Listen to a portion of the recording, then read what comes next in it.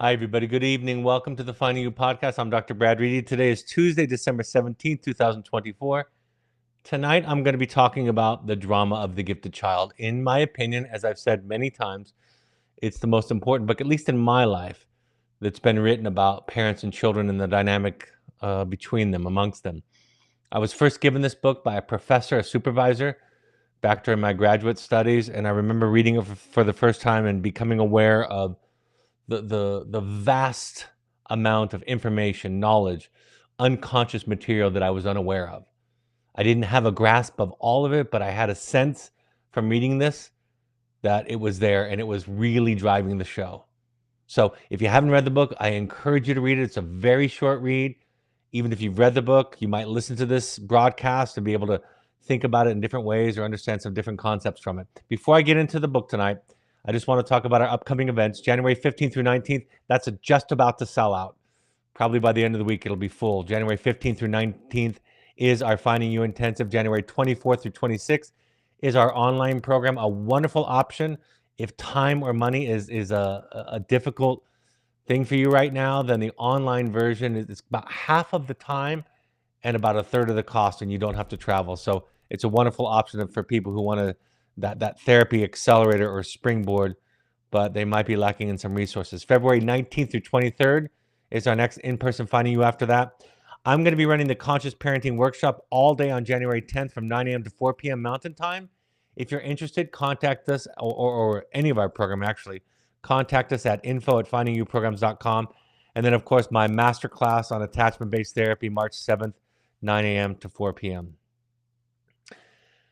When I've thought about presenting this must be about the fourth time, maybe fifth time that I presented this book over the past 17 years. In fact, tomorrow, which happens to be my daughter's birthday, is the anniversary also of the first broadcast that I ever did 17 years ago.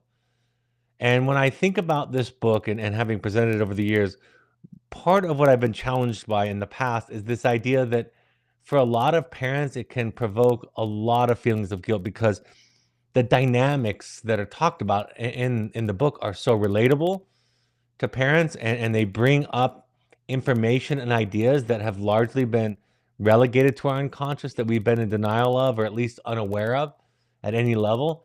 And so we realize the comprehensive and powerful impact that we've had on our children. In past years, I've always said, try to read this book as if you're the child, not the parent. But what I've learned about this book over the years is that fewer and fewer people are resistant, fewer and fewer people are defensive. And I don't know what that's about. But what I think about today is if it brings up guilt, I want to tell you as clearly as I can this book and the ideas in it are meant to deconstruct or free you from the guilt that you feel. The fact of the matter, and maybe I've experienced less resistance to it because of the way that I talk and the way that I teach over the years. But this is not something that I'm sharing with you so that you can pick on yourself or beat yourself up. Hopefully, especially as you understand your own childhood and its dynamics, hopefully you can look to yourself with more compassion. I just made a light joke to my wife last night as I was walking around. I mentioned one of my many issues, my neurotic issues. And I said playfully, lightly, as I was walking, I said, well, I blame my mother for that. But actually, I blame my grandfather by causing that in her first. And then I said, and whoever came before him. I can trace it down at least from my grandfather to myself and to see that same issue. So the idea is, in a way, to understand that this is really just me presenting about what happens for human beings and understanding that if we can realize as adults, which I think almost everybody that reads my material or listens to me here can do, if we can realize that as adults, even though we're in the roles of parents, as adults, if we can take the responsibility for our own life and not get stuck in blaming our parents and remaining a psychological victim to what they did to us, then we can look at our own mistakes with the same kind of grace, the same kind of awareness. As I say very often to people when I'm talking to either the parent or the child, Yes, of course, you've dented your children. Of course, you've been dented by your parents. But as you become an adult, what you realize, or what's true, is the dents are now yours. They're your responsibility. You weren't responsible for what happened to you, but now you're responsible for the effects, for the results of what happened to you in childhood. So wherever you land on that spectrum of guilt, wherever you land on that spectrum of being triggered by this book, I would encourage you to lean into it and to understand that as you do the work that Alice Miller describes here, that you will feel less and less guilt. You'll be run less and less by your guilt. I think it's virtually impossible. At least I've never met anybody who's not in some ways hampered by their guilt. But there's a big difference between being affected by our guilt and having our guilt and our shame and our fear running our lives. So this is an opportunity for you to look at your childhood. This is an opportunity to understand what are the psychological dynamics that are largely invisible to our egos, that is, to our conscious mind, and to understand the dynamics that lead to the ways that we are compromised as we grow throughout our lives and relate to other people. Like I said, if reading this book leads to guilt, it might be evidence of a primary need in one's childhood, and that is the need to be fully seen and enjoyed rather than what was given to us. And usually that is the praise for being good.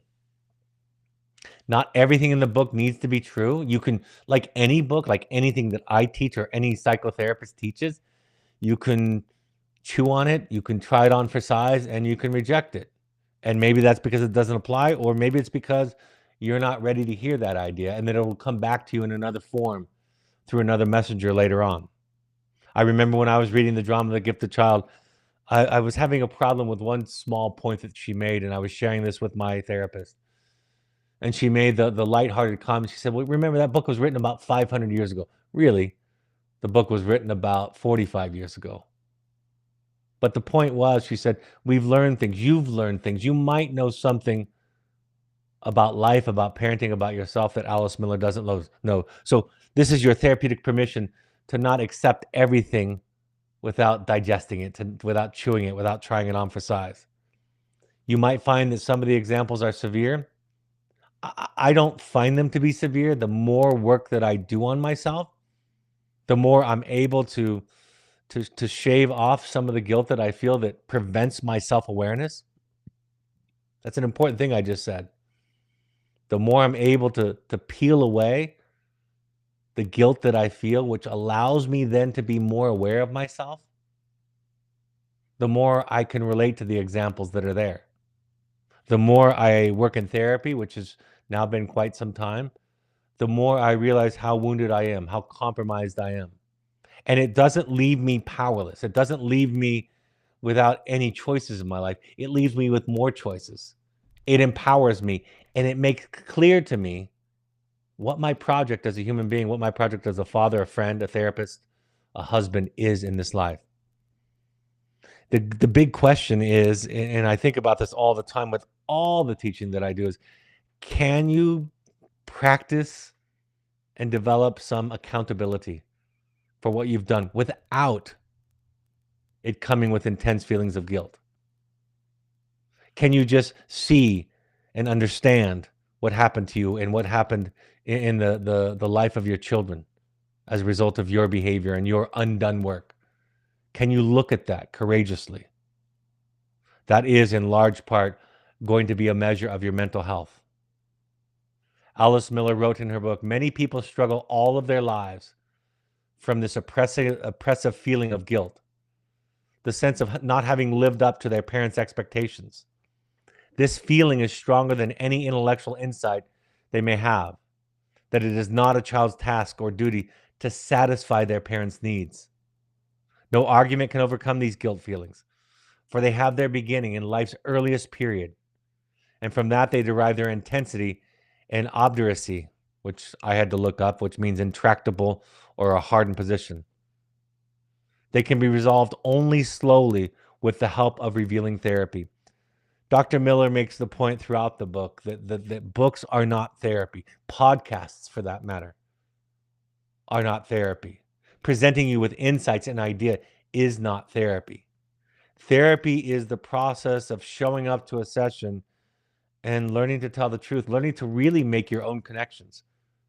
I had a client recently say to me in frustration, I just want a therapist who can sit there and listen to me long enough that I can make my own connections. I loved the feedback. I loved the ask, because then it positioned me in a place that I thought I can do that. I can listen and I can wait for you to make the connections. If there are any questions, of course, that he or she has, I can be willing to answer those, to respond to those. Therapy is a long-term process. I think one of the things that I look at and see in the world with therapies, therapeutic approaches, especially in the American system, is this push, and I think it's financially driven, towards short-term therapy, towards solution-focused therapy. And for some, again, if I ever have a client or a friend asking me about any kind of therapy, my response is try anything and everything. And if it works, great. And if it doesn't, you can move on. But part of what I see in the models that I see is this intense hope or drive or belief that life's issues can be resolved in a relatively short period of time, in a month or two. I wish that was true. I wish that were true for my own therapy. And in fact, even as a therapist, I think it would be better for my clients. I could see a lot more people, right? I could cycle through them every 2 or 3 months and get a whole new batch and work with them. But the fact of the matter is, therapy takes a long time. You're fighting against hardwiring. You're fighting against this, like she says in this quote, you're fighting against energies that have been cemented in our most emotionally vulnerable time, but even in our neurologically vulnerable time. Our context, the experience that we had, the life that we lived growing up is a big part of what we carry throughout our entire life, because our human brains are plastic in childhood. And they are meant to absorb a tremendous amount of information, both conscious and unconscious. And therefore, therapy becomes this gradual process. I was talking to somebody just yesterday and explaining to them, they were trying to get their parent to go to therapy. And I was saying, when they ask you the question, what am I going to get out of therapy? Don't answer. Tell them you don't know. And if you say that, you'll be telling the truth, because therapy isn't about just acquiring new information, although that occurs. Therapy is about a transformation that happens inside of you. And what happens on the other side of it is that you feel differently. If I were to say to you, for example, I'll just use this example, that if you were to go to therapy, you would have the wherewithal to set a difficult and scary boundary with an adult child that was living with you. Even to the extent that you might ask them or tell them that they have to leave the house. Let's just say that's the example that I were to give you, or the question, the impetus for your entrance into therapy. If I tell you that, it's not going to make any sense to you. In fact, it might be an aversion to you to go to therapy. But what I will say is, I don't know. All I can tell you is my own experience, both as a client and as a therapist, that what I thought therapy was when I first started, it became something altogether different. What I thought I needed, what I thought I was getting, the reason I entered it has changed over time. And now it's a place that I go just to reconnect to myself every week, to take care of myself, to feed myself. I always say beware of the guilt and consider not reading the book. But if you do, read it from the perspective of a child.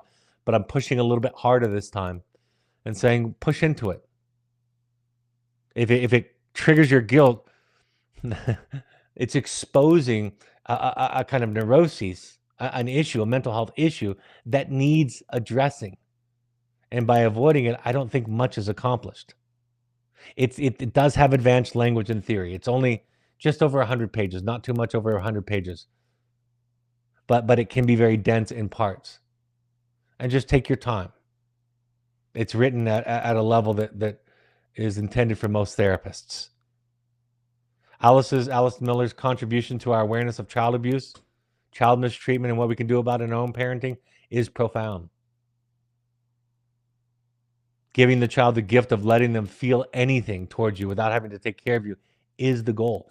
See, if you develop a sense of self, if you come to know yourself, warts and all, nobody can use them against you. If you can learn to love, as I say, your horrible, rotten self, then the people that you love and that you care about can be themselves. They can have their feelings. They can tell you about their anger, about their sadness, about their grief. But you know what's so hard about this? For the people that I imagine are my audience, is that you didn't get this from your parents. For the most part, this tends to be true.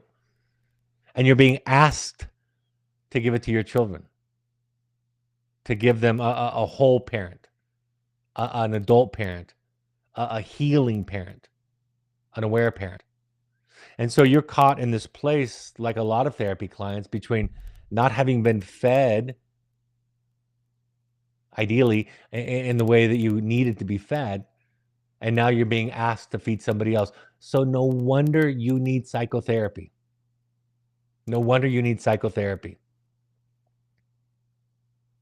And like Viktor Frankl says, psychotherapy is not going to a place where you hear difficult things. It's going to a place where you say difficult things.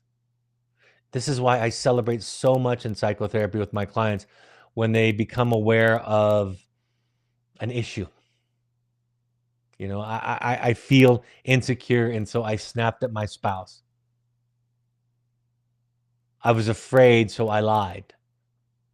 You know, whatever the confession is, I celebrate that because that's the work. That's the work that's going into it. Most people want to be better, be good, and prove and do it fast. Find out hacks and shortcuts to go around all of the pain and the difficulty. And psychotherapy, and the way that we think about it, and the way that Alice Miller describes it, is that you go into the pain. That's where the cure is.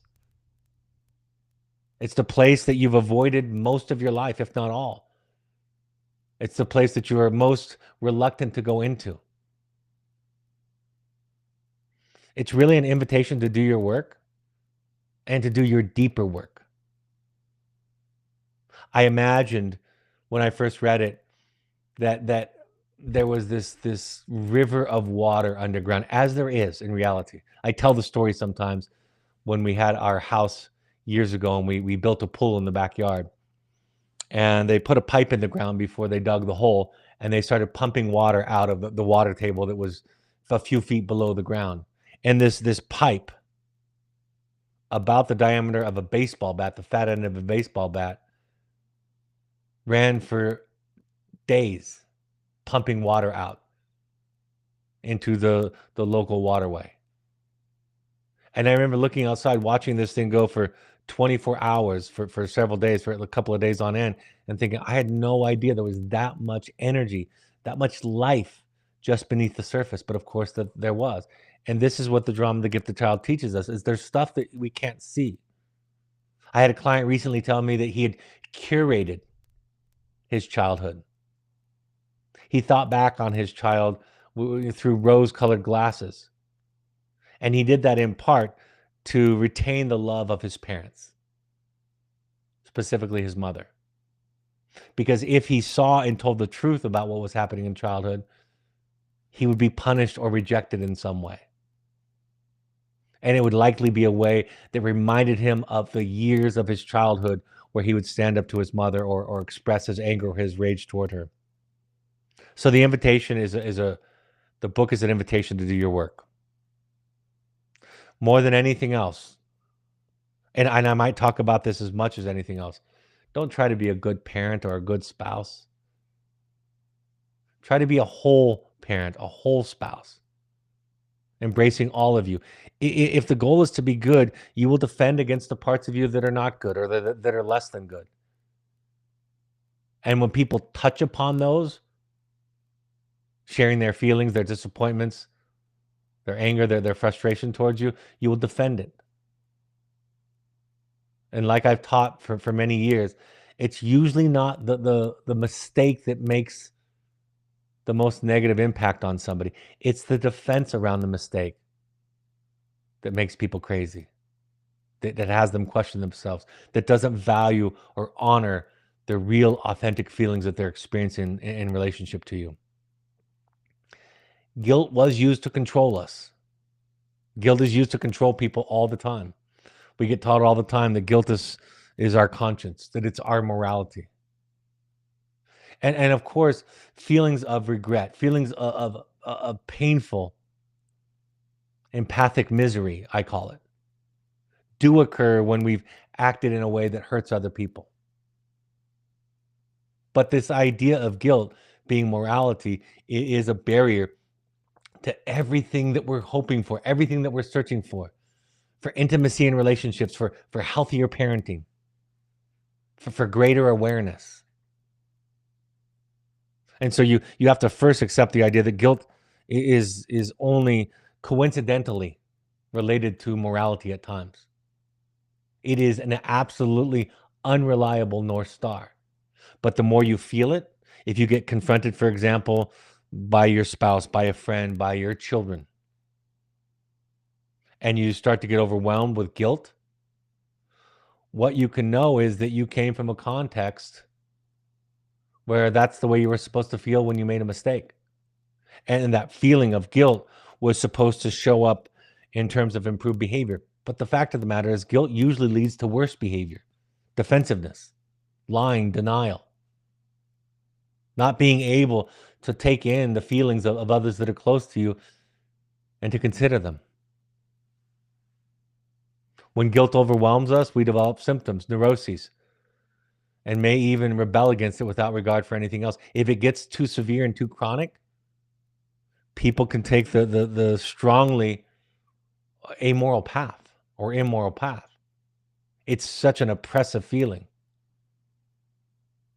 And it's meant to keep you in check. It's meant to have you serve somebody else's needs, not your own. So we hope for understanding the dynamics of our childhood, the dynamics of our parents, without blame or shame, but just with understanding. For years, I would apologize when people would feel shame or guilt after one of my speeches. I think part of it was the way that I was talking when I was younger, but part of it is it's inevitable. To look, I've worked with therapists who are successful and many years into their career, when I'm teaching attachment-based work and teaching about countertransference and transference and basically attachment-based therapy, like I'll be talking about in my master class, I find a moment when they have to consider that even though that their conscious desire has been to help their clients, that they've done harm. Not for 1 year, not for 1 week, but for many years. And how difficult is that to look back and to realize that you've done things and hurt people that you were supposed to be helping? And that feeling of responsibility is so much more profound when it's our own children. Much more profound than being a therapist, of course.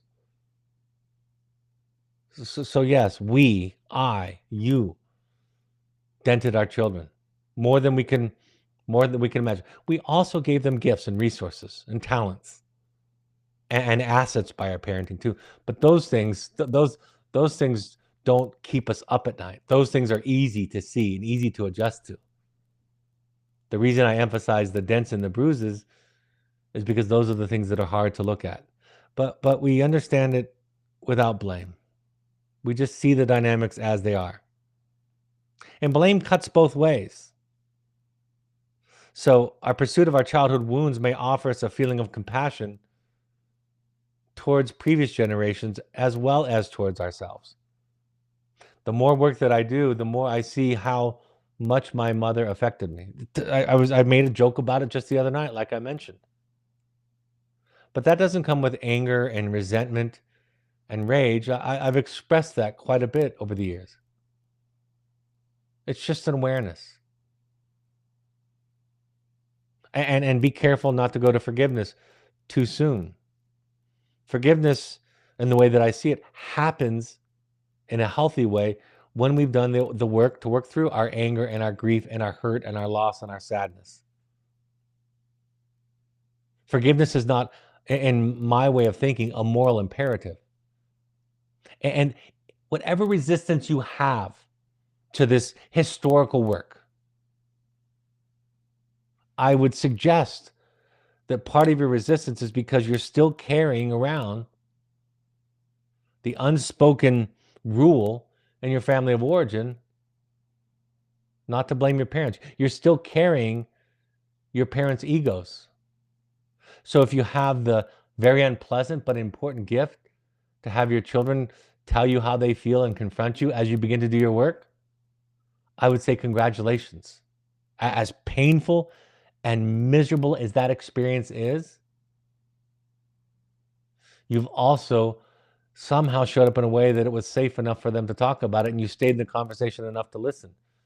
And you're going to walk away feeling absolutely horrific. And you're going to want to defend yourself and want to clarify some things.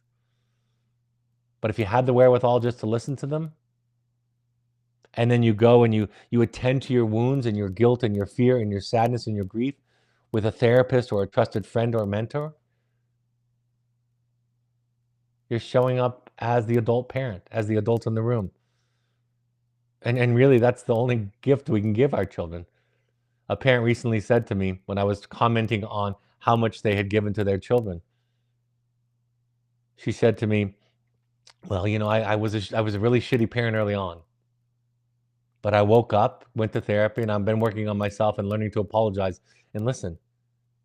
And I chuckled with her, and I just thought, that's really the only thing that you can do. Most people don't go into parenting with the kind of insight that comes from parenting, painfully from parenting. Like I mentioned, don't move to forgiveness too quickly. I don't even think of it as a goal. I never think of it as a goal. I just know that if somebody feels what they need to feel, and if that gets witnessed and held by a competent, capable, empathic other,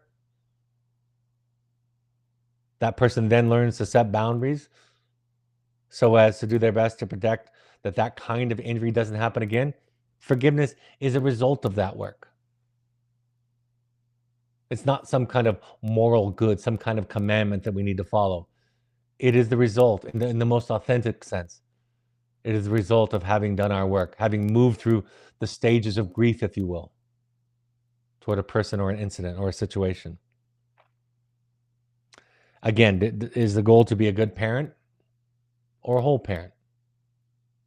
And if the goal is to be good, if our children need us to be good, we're doomed, and so are they. Our children don't need us to be good. They need us to be whole, to be adult, to be authentic, to do our work, to be able to say we're sorry, to show up again, to not run away or fight or defend, to not retreat into victimhood and self-pity. Right? That's part of the narcissistic wound. And this whole book is about the narcissistic wound. The narcissistic wound is the wound of not being seen, or more accurately, being valued for the good that we do instead of just who we are. The starting point of the book, and the quote that I use most often from this book by Dr. Miller, goes like this: experience has taught us that we have only one enduring weapon in our struggle against mental illness: the emotional discovery of the truth about the unique history of our childhood. We must try, she says, in a long process to discover our own personal touch, a truth that may cause pain before giving us a new sphere of freedom.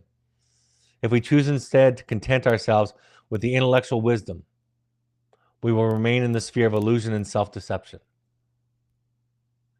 And then she goes on to say, when talking about or making this invitation to look back at our childhood critically, she says most people do the exact opposite, without realizing that the past is constantly determining their present actions. They avoid learning anything about their history. I hear once in a while from clients, from people who tell me that they talk to a therapist that says, we don't want to talk about the past, we're only going to go forward. And I just think, I just don't understand what in life suggests to them that that's an effective way to deal with mental health and mental illness. The old adage of it, if you don't know, history, you're doomed to repeat it, is not more true than it is anywhere else but in our own selves. It's more true there than it is anywhere. We have to look back at it critically. We have to see that some of the ways that we're making sense out of events today, that we're reacting to events, small slights, right? That old idea, that slogan from Al-Anon, if it's hysterical, it's historical.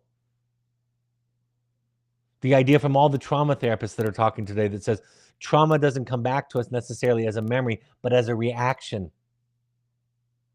to current situations and circumstances.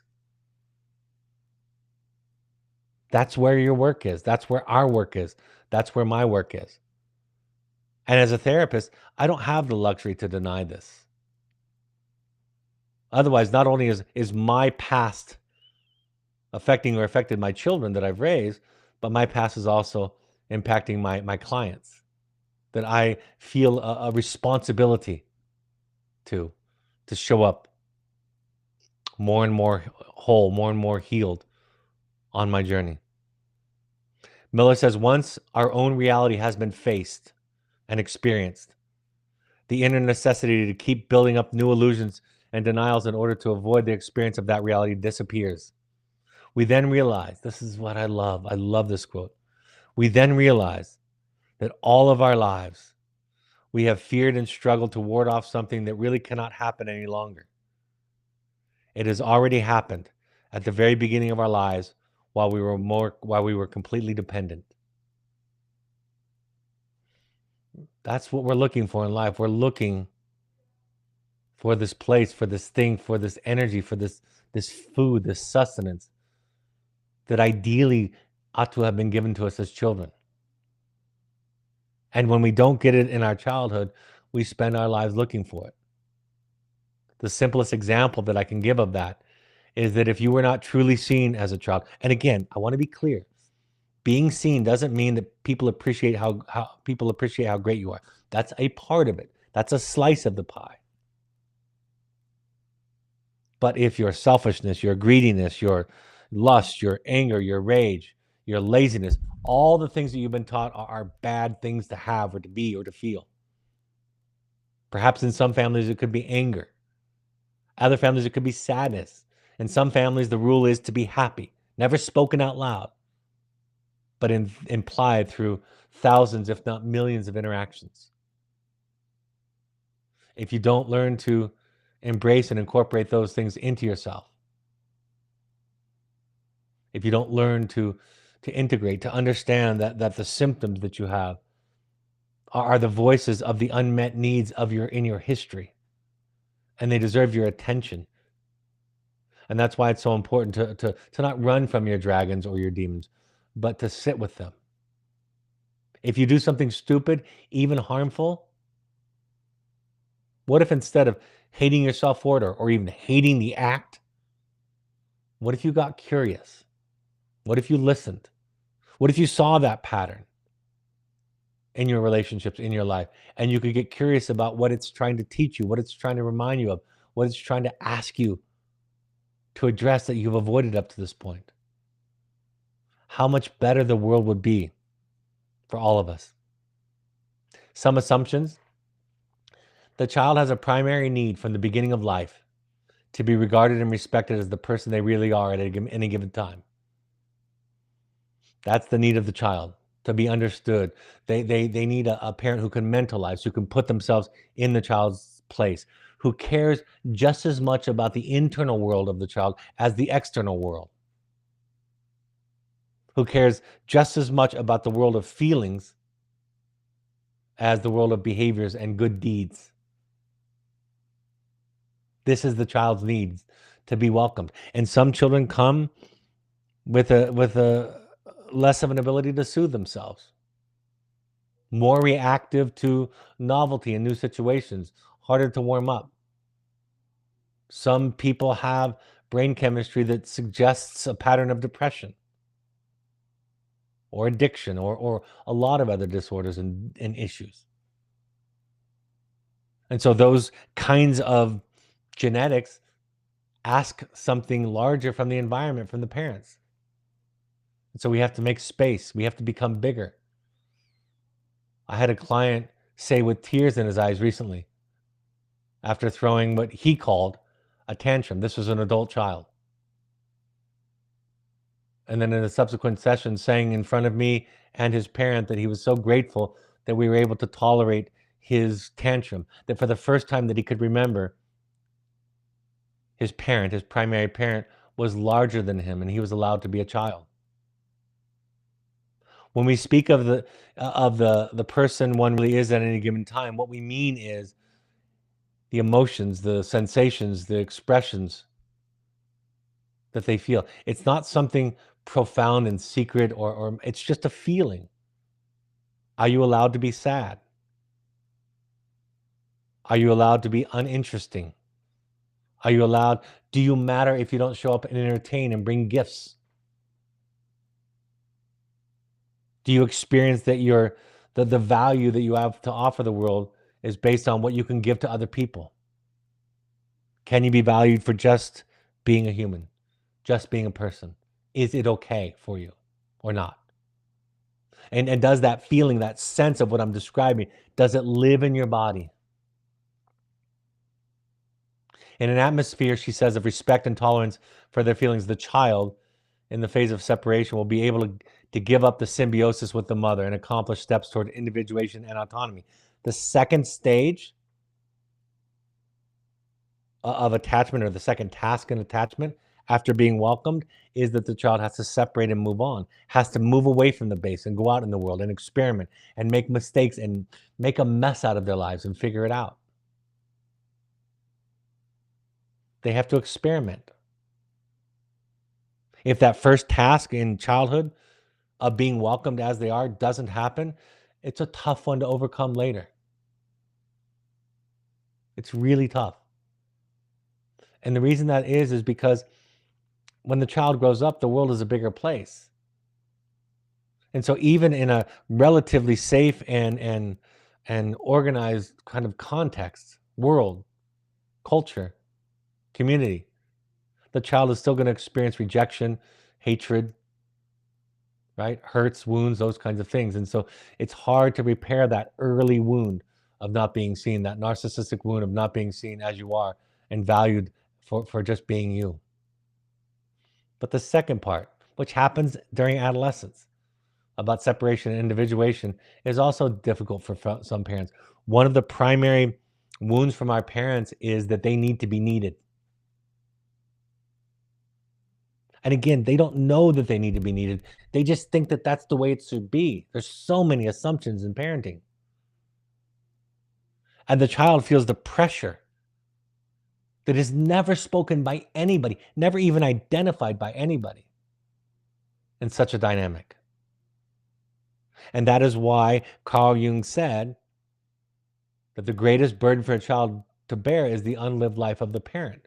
And this goes against some of our basic cultural ideas about motherhood and parenting. The goal is for them not to need you. The goal is for them is to go away from you freely, to become themselves, and then to be welcomed back when they want to come back, a larger changed person. If they are to furnish these prerequisites for the healthy development of their child, the parents themselves ought to have grown up in such an atmosphere. If they did, they will be able to assure the child the protection and well-being they need to develop trust. And the fact of the matter is, very few people have this kind of childhood. Most parents have these issues. Most parents gaslight their children. We didn't call it gaslighting for a lot of years, but now that's the common term. Most parents need to be good. Most parents, and remember, you're not just dealing with a parent, you're dealing with somebody with an amazing amount of power in relationship to the child. Physically, financially, psychologically, the parent is more powerful. One of my favorite therapists in his writing calls them the big people. And so their impact or influence on the child is profound. Remember, the parent occupies a different place in the child's psyche than the other way around, ideally. The parent is how the parent feels and responds and thinks about me is how I come to think of myself, feel about myself. And if I'm constantly getting into trouble, if I'm constantly upsetting my parents, if I'm constantly causing them anxiety, then my experience is I'm not okay. Something's wrong with me. Remember, children who have parents who mistreat them don't stop loving the parents, they stop loving themselves. It is a biological fact. When you grow up in a chaotic, rejecting home, a rigid, strict, unempathic home, the result of that is esteem issues, health issues, mental illness, relationship problems. The child internalizes that. And this is for all of us, folks. This is for all of us. And I would love to tell you some better, happier news. I really would. I would love to tell you that these things aren't so profound and so far reaching. I really would. But I would be lying to you. And the fact of the matter is, once we are aware of these dynamics that Dr. Miller talks about, once we are aware of these generational patterns, we can begin to make a difference, to change them. And we're not going to finish, we're not going to complete the task by the end of our lives. We're going to be working on it, hopefully, until the day that we die. But that shift, that change in course, can have a wonderful, wonderful impact on our children and our children's children, on the world for that matter. Parents who did not experience this climate as children are themselves deprived throughout their lives, and they will continue to look at what their own parents could not give them at the appropriate time. The presence of a person who is completely aware of them and takes them seriously. This search, of course, can never fully succeed since it relates to a situation that belongs irrevocably to the past, namely to the time right after birth and during early childhood. We can't undo it. We can heal it, we can hold it, we can honor it, but we have to accept it is what it is. It is what it was. A person with this unsatisfied and unconscious need will nevertheless be compelled to attempt its gratification through substitute means as long as they ignore the repressed life history, addiction, self-medicating. Right? Those are attempts, pseudo attempts to sort of meet the unmet need. Where there wasn't nurturing and connection with an empathic other, there can be sexual addiction. Where there was an inability to co-regulate with a regulated parent, there can be substance abuse and substance addiction. Where there was feelings of chaos and absolute terror when things went wrong, there can develop obsessive compulsive behaviors. I don't know how to connect the dots, but I know that the dots are there to be connected. That's essentially what we do at Finding You is we look at your childhood. We try to understand it. We try to get a feel for what it was like to be you. Then we look at your current day situation and we try to understand why you're stuck and how its stuckness is best understood in your context, in your history, so that you walk away from our work at Finding You, so that you walk away with a clarity of what the project is. I know for me, one of my narcissistic traits is that I try to impress people, try to tell people how cool I am, how smart I am, how much money that I've made, how many books that I've read or written, all the cool things about me, right? And what I learned in my work, in my exploration of my own drama, was that I'm asking for everybody to see me, to see value in me, because I didn't feel it growing up. I didn't think I mattered or was important. And my parents would be shocked to hear me say that. They would have no idea what I'm talking about. They would want to give me examples of events that they attended. They would want to show me home movies that proved that they gave me what I said I was lacking. That would be their experience. And so I've learned to give up trying to convince them of the process. I've learned to take that to my therapist, to somebody who can hold it. It would be ideal if they could have held it, but they couldn't. They weren't ready. The most efficient objects for substitute gratification are a parent's own children. This is where it gets really crazy. The most efficient objects for substitute gratification are a parent's own children. So if you didn't get your needs met by your children, you will unconsciously ask your children to meet those same needs that should have been met by your parents. You'll want unconditional love from them. You'll want not to be abandoned. You'll want for them to think you're the best.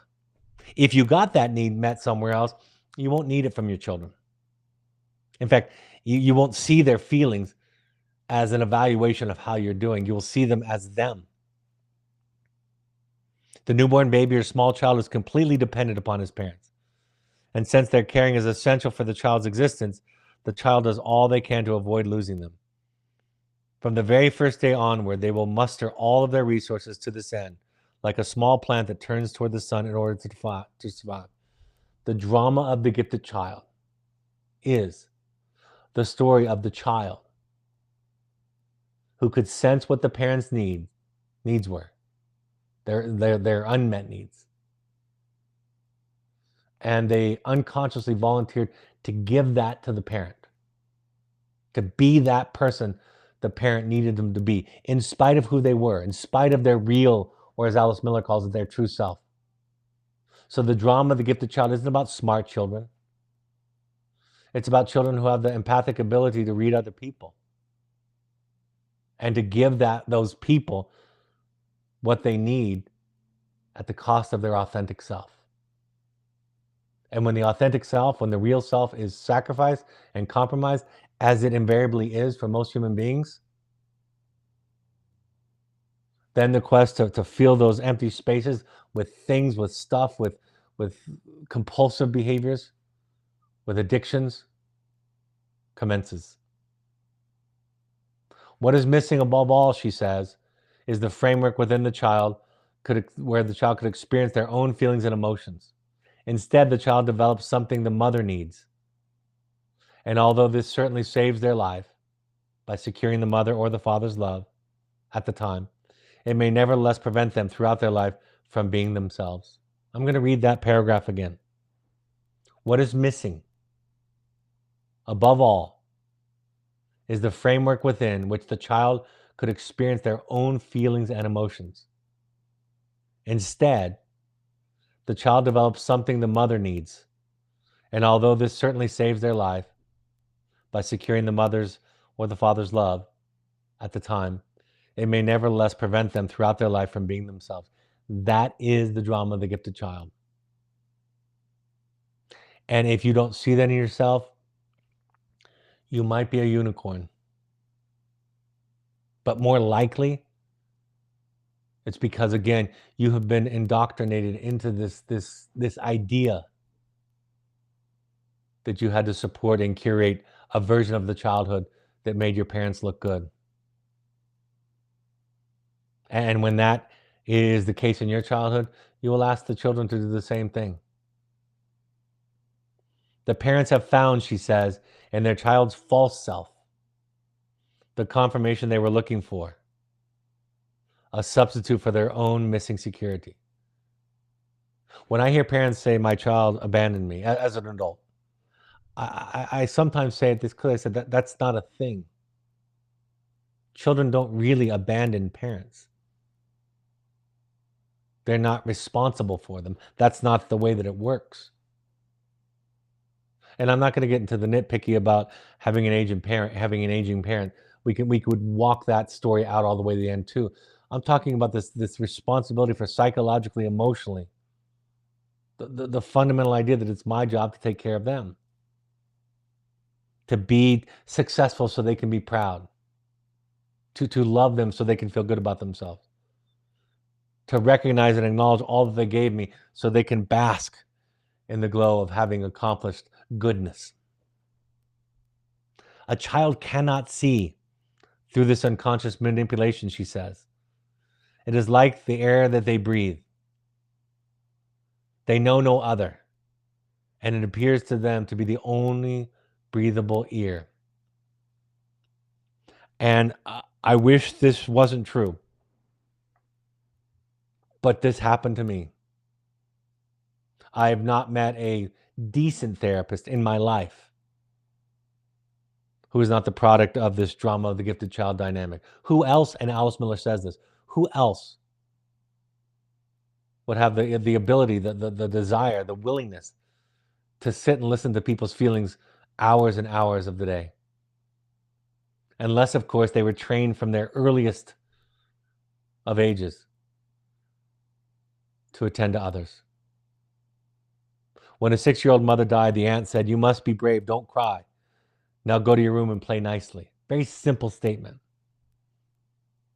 But the idea is that we say to ourselves, I can be sad or happy when anything makes me sad or happy. I don't have to look cheerful for someone else. And I don't have to suppress my distress or anxiety to fit other people's needs. I can be angry and nobody will die. I can get a headache, or I can get a headache because of it. I can tell you when you hurt me without losing you. Today, I question the things that do not make sense to me. So this is what happens in childhood when we are unconscious, when we commit, as James Hollis says, the sin of unconsciousness. We outsource our needs onto the child when they are completely dependent, when they are at our disposal. Alice Miller said, and I love this, she said, "For a mother can react empathically only to the extent that she has become free from her own childhood. When she denies the vicissitudes of her early life, she wears invisible chains. What the mother had once failed to find in her own mother, she was able to find in her child. Someone at her disposal who could be used as an echo and could be controlled, who was completely centered on her, would never desert her, and offered her full attention and admiration." And we think about this. You watch movies, you watch messages from the dominant culture, and this idea of parental worship is out there. It's seen as a moral good. Parents talk about it with pride. And yet, our mental health depends on our ability, or on the ability of our context, that is, our parents, to allow, to permit us to feel all of our feelings, including our rage. I talked about how Dr. Miller made it clear that reading the book is not therapy. And this is one of probably the second quote that I quote the most, that I love the most out of this book. She says, "Without therapy, it is impossible for the grandiose person to cut the tragic link between admiration and love." That's what therapy does. When you go to therapy and you confess something that you have been told is horrible, and the therapist responds with, "Okay," or with compassion, or with curiosity, something begins to change in you. You begin to experience and see yourself differently. You begin to experience yourself through the parent you should have had, that would have been good for you to have. Right? Children make sense of themselves by referencing the parent. When a small child falls down, they look at us to find out if they are hurt. That's how important we are. They look at us to find out if we're scared, they start to cry. Or if we're completely neglecting them, they start to cry. And every parent who has had a toddler has seen this happen. And so many parents, using the example of a toddler who trips over and falls and scrapes their knee, I can't tell you how many parents believe that the fear, the dread of watching your child get hurt, and the gasp, "Oh my goodness," right? Holding your face. So many parents think that that's love. Love is a calm nervous system. Love is the ability to regulate your nervous system and offer the child co-regulation. Some of my proudest moments as a father have been when my children have come to me in crisis, and shared their crisis with me, and I responded with curiosity. And at this age, my response is, I don't even know how to respond to you because I don't know what it means to you. I don't know if this is good news, bad news. I don't know if this is devastating. I don't know if this is problem solving. So I'm just here. And my calmness is because of the work that I've done in therapy and the knowledge that I've gained through that I'm going to be okay. You're going to be okay. And so what I have earned in some small situations is I've earned the position in my family of my children coming to me when the worst thing happens. It doesn't always happen that way, but I've earned that sometimes through being able to regulate my nervous system, through healing my childhood wounds, through growing up and growing out of childhood and becoming an adult so that I am large enough to hold the child. This is what confidants, comforters, supporters, and advisors can do for us. It's not just the advice and the information they give us, it's that they are bigger than us. They're farther down the road. They've experienced more. That's why in our therapy at Finding You, our coaching at Finding You, what we talk about all the time is you can only take your clients as far as you've come, because if they display an aspect of life, of themselves, a characteristic that you haven't made peace with, you won't know how to help them. You won't know how to hold it. You might be disgusted by it or agitated or frustrated or devastated or terrified. So our ability to help our children, think about this. This is the conclusion from Alice Miller's book, which is attachment theory, which is the ability to parent our children effectively, to provide them with a secure attachment. The number one thing that we can do for a child rests on how much work we've done to unravel all the stuff that Alice Miller is talking about, to make sense out of it, to heal it, and to do it in the presence of another. The therapist becomes the parent that you never had. Therapy becomes the childhood that you never had. And through repeated visits to that childhood, that new childhood, that therapy session, that therapist, repeated visits over a long period of time, you begin to change how you see yourself, how you think about life. And that's why it makes no sense to tell somebody what they're going to get out of therapy, because what they're going to get is so profound, so fundamental, it is beyond simple description. It's a different way of being. I mentioned this quote earlier. She said, who else besides therapists, without this previous kind of history that I'm describing, would muster sufficient interest to spend the whole day trying to discover what is happening in other people's unconscious? It's why when therapists haven't done their work, they are the most dangerous, the most harmful. Somebody asked me recently, can I ask therapists that I'm interviewing if they see a therapist? And my thought is, sure. Why not? Now, therapists get taught in graduate school, most of them, how to deflect from answering that. But if that's where they're still at, they haven't figured out what we're doing here. As long as the therapist is not aware of their own repression, it will often compel them to use their patients who depend upon them to meet their unmet needs with substitutes, right? I had a professor who said to me that she doesn't trust her clients until they get mad at her. And I will tell you that some of the most effective, not all of them, but some of the most effective processes that I've engaged in as a therapist with a client is when they have expressed absolute rage at me. When that happens, I think we have the opportunity to go somewhere, because I'm not going to go away. I'm not going to be destroyed by this. I'm not going to retreat in self-pity, guilt, and shame. I'm going to stay present and listen. And that's largely based on how much, whether or not I've done my own work and made peace with myself.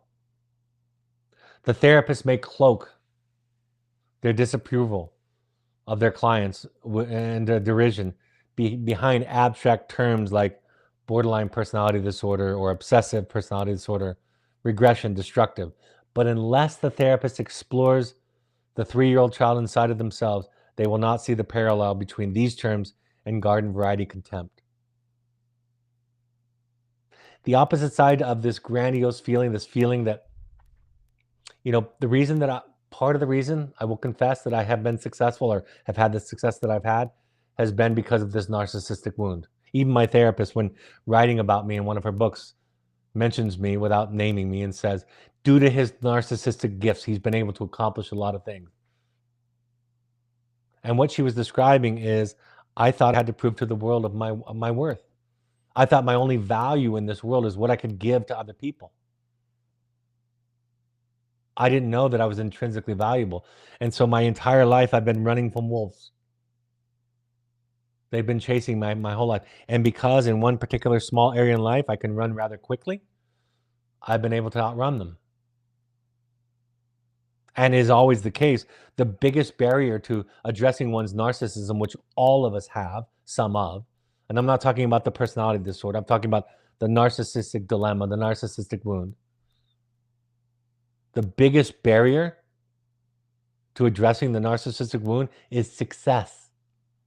If you have success, no reason to change. And that's why failure and what Freud calls a small humiliation is essential to growth. So in our successful moments, this is the grandiose idea. This is the feeling that we can leap tall buildings with a single bound. But the other side of that coin is the depression that comes when we fail. And you might relate to this. If you find yourself going into a dark place for days or hours or weeks on end,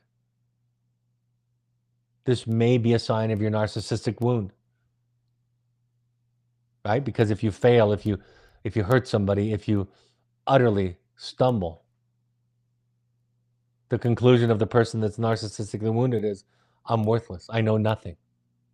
I have no value. So the goal of mental health treatment is to find the middle path. Although grandiosity feels really wonderful, that kind of manic, inflated sense of yourself feels really wonderful. It's always standing on the edge of the abyss. Grandiosity is based on the concept of the false self, the persona, parading itself around and accumulating praise and counterfeit as a counterfeit form of love. Depression is the result of suppression and repression. The depression comes when our grandiosity balloon is popped.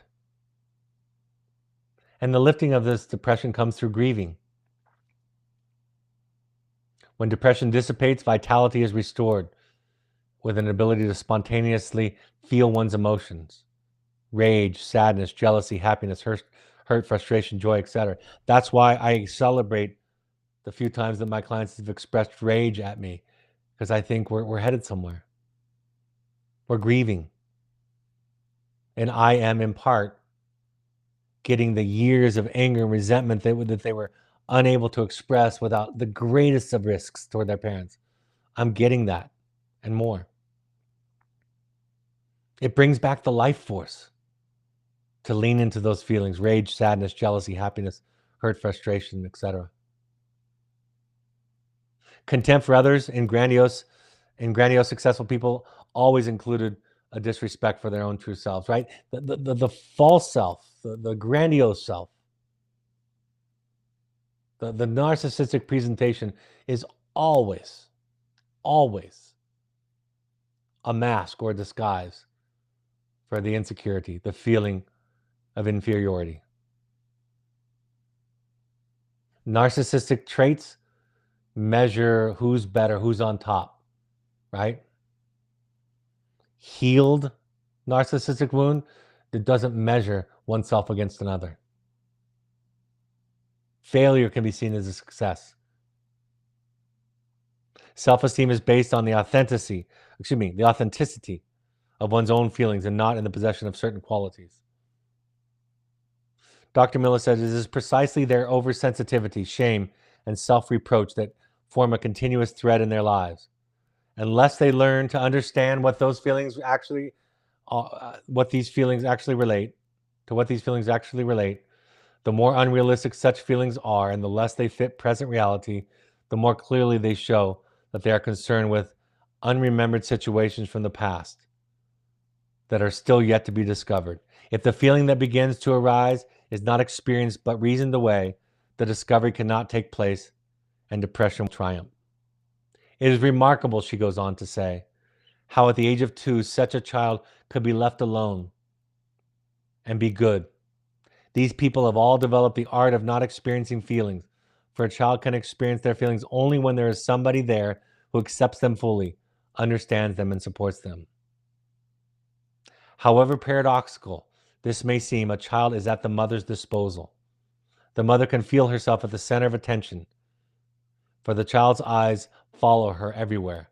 A child cannot run away from her as her own mother once did. A child cannot run away from her as her own mother once did.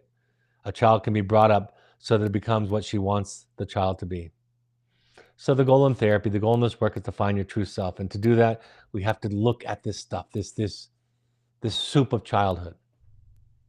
We have to mourn, we have to grieve, we have to accept the reality instead of the curated version of our childhood. And this gives us back our lives, back our vitality. This is not a homecoming, she said, since the home has never before existed. It is the creation of a home. When a child has to adapt to ensure the illusion of love, care, and kindness, they carry that into adulthood. But the adult who grows up does not need this illusion to survive. Probably the greatest wounds that she writes, not having been loved just as one truly was, cannot heal without the work of mourning. When we find our true self, we regain access to our life force, to Eros. This is the beginning of creativity and resilience, and it's the antidote for our depression. A couple of more thoughts before I wrap up. Recognizing that we have hurt our children painfully and injured their budding self is the work. Let them tell you about it. Expect it. Invite it. Being proud of your children and their accomplishments is very similar to other ideas that I've shared. Praising a child's giftedness or talents and their accomplishments is part of why people develop the false self. And lastly, a book is not a good substitute for a therapist. In conclusion, Alice Miller writes, if a child is lucky enough to grow up with a mirroring available mother who is at the child's disposal, that is the child's development, then healthy self-feeling can gradually develop in the growing child. Ideally, this mother should also provide the necessary emotional climate and understanding for the child needs. But, she says, and this is great news, even a mother who is not especially warm-hearted can make this development possible if only she refrains from preventing it and allows the child to acquire from other people what she herself lacks. In conclusion, there is a river of energy flowing beneath us that is dictating our lives, that is determining our lives. And our lack of awareness of it only makes it that much more powerful. Our ignoring that fact ensures that it will run our lives. But the work is just to unravel it one step at a time. It's not about blame or shame or pointing fingers. It's about grieving. It's about looking at and describing and telling the story of what really happened. Like I mentioned, people say to me all the time, I was a shitty parent. And then I woke up and I apologized and set myself on the path to find myself. And that's really all that we can do. I was just watching Jim Gaffigan's new special. It's called The Skinny. He's on Ozempic. He's on Mounjaro. Sorry, I just ruined one of the jokes. But he talks about this quote that he says. You know, he says in his monologue, in his special, he says, I know I talk a lot about my children. I complain a lot about my children. But it's because they've ruined my life, he says. And the audience laughs. And what they're laughing about is the reality that we all know that parenting is impossible. We were taught that the goal in parenting was to be a good parent and raise good children. And those ideas ruined it all. The goal is to learn. The goal is to expand. The child is the teacher. You're the student. We have to unlearn. We have to deconstruct our own childhood. We have to look at it critically. We have to expose ourselves to a different kind of person. And it's in the context, in the relationship with that different kind of person, that therapist, that we re-experience ourselves. We reconsider, we understand ourselves for the first time. Shame, guilt, and fear are inevitable in this work. They're unavoidable. But the work is to not let them run our lives. And what people are really looking for in the bottle, in the pill, in sex and work and accomplishments, and starving themselves skinny, whatever the issue is, what they're looking for is something they should have had in childhood but didn't get. And maybe most insidiously, if we don't look in those places, we look to our children to give it to us. We ask our children to give us something that we should have received from our parents. So then it becomes our job to grow up and to let our children experience and express rage at us and to find people to support us so we can be available to them and really love them. All right, folks, I hope that was helpful. You can have copies of these slides. You can request any of our programming, make any suggestions, follow up with questions by emailing us at info@findingyouprograms.com. My two books, The Journey of the Heroic Parent and The Audacity to Be You, are available on Amazon and Audible. The next in-person Finding You will be January 15th. After that, it's February 19th. I'll be running a conscious parenting workshop January 10th and an attachment-based therapy class on March 7th. Contact us at info@findingyouprograms.com for any of your inquiries, feedback, questions. I'm going to be off next week, so this is my last broadcast for about a week and a half.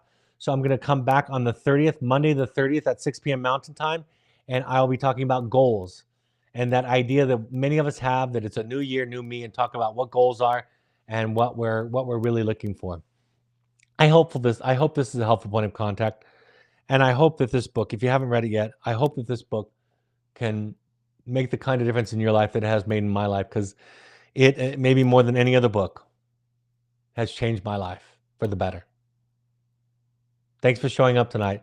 For and on behalf of the people that you love, your children, and that love you, everybody around you.